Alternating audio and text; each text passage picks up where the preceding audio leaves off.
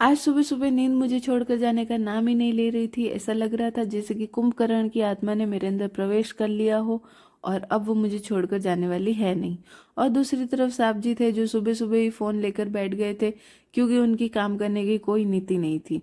और इन सब चक्करों में सूरज दादा ने अपनी नीति बना ली और वो उठकर बाहर आने की पूरी तैयारियों में लग चुके थे।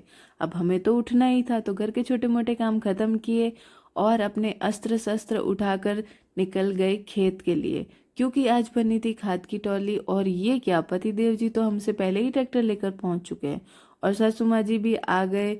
फिर काम चालू हुआ और इतना काम देखकर तो नींद क्या, मैं भी भाग जाऊं, पर मेरे पास वो ऑप्शन ही नहीं है। और ट्रॉली पूरी भरने के बाद छोटू उस्ताद आए हमारे काम का निरीक्षण करने के लिए। और निरीक्षण होने के बाद हम निकल गए खेत में। खेत में ट्रॉली छोड़ दी और वहाँ से काम चोरी करके भाग आए चने के खेत में चना खाने के लिए, क्योंकि मम्मी जी गए थे घर पे खाना खाने के लिए और अकेले तो हमसे कोई काम होता ही नहीं है। तो चने के खेत में बैठकर हमने चने खाए और थोड़े से वीडियोस बनाए। और उतने में सासू माँ जी का कॉल आया कि वापस फटाफट काम पर लगो। तो हम आ गए ट्रैक्टर के पास और सासू माँ जी ने कहा कि आज ट्रैक्टर मैं चलाऊंगी, लेकिन उस चक्कर में आज पाइपलाइन फूट जाती, फूटते फूटते बची है।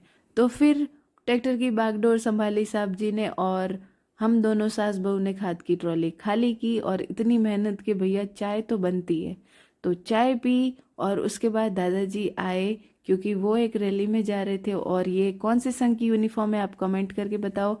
और उसके बाद हमने दूसरी ट्रॉली भी भरी और अब तो भैया हवा टाइट हो चुकी थी एकदम। तो अब ट्रॉली खाली करने की बारी थी साहब जी की और मेरी बारी थी ट्रैक्टर चलाने की।